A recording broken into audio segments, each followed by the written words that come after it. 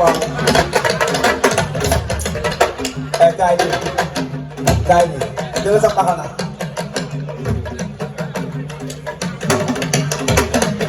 waaw waaw.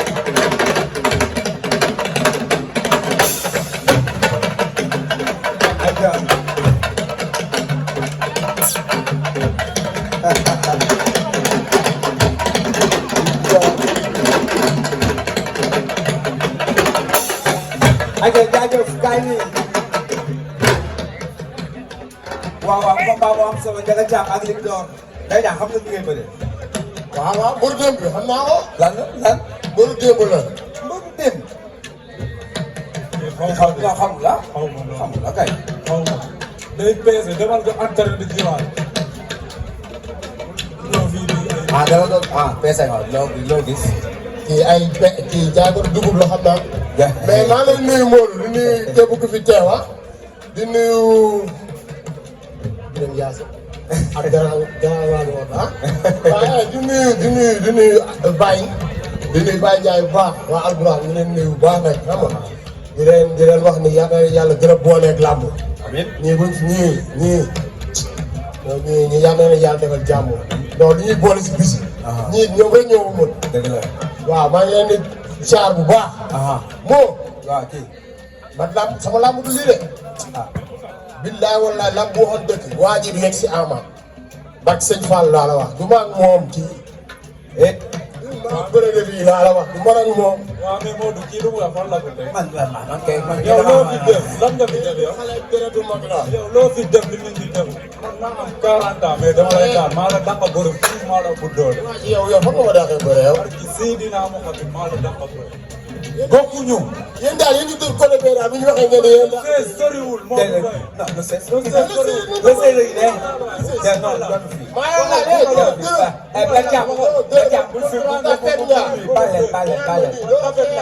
waaw loo seet. dara doo ko ci def.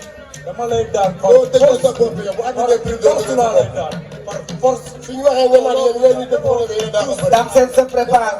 yow xam nga moom de woon dara yow loo fi def. yow xamatu la xaw ma sa yaay kan. ndax mi xam bari yeneen ñoo war a jël moo. billaay wallaay sama morom ñoo war a jël. du mag waay. kii dama ko may sens. waaw boo ngeen dégg dama ko may sens. dama may sens. saa ñëw def samay preuve. moo man ñu war a bëri ñëw dogul bëri man.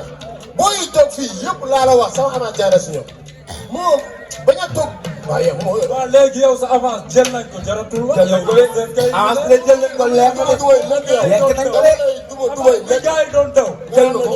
lekk nañ ko yaa ko jël jeex na bàyyi bàyyi dugal. man loo xoolal loo man defal le seet loo man defal. loo man rek. yonente yàlla maa la topp a bëri. bokkuñu moo tàmb mais loo man rek defal. bàyyi ñooy nekk fii si laamu ji. aja modèle. kii fan laa ko. non kii xale la yaa ko mag. waaye kii du waay. bëri démb nga ancien gloire nga. maa ngi tuuti ba sama papa yaa manqué li gën a ay mburu dem. samay morom ma jël mooro. waaw modèle. waaye moo. waaw. di wax ni di remercier Baye. di ko wax ni mu teel ma sama lamb. waaw Baye yow Modou. man saison lumbu. bilaay mars ba mars laay bëre wala février benn yoon laay bëri sa yoon. c'est pas normal. déedéet. moom man yoon la ma bëri ñaar yoon ñetti yoon. dëgg la. waaw xew mais di nuyu sama papa Pape Diop Bosson.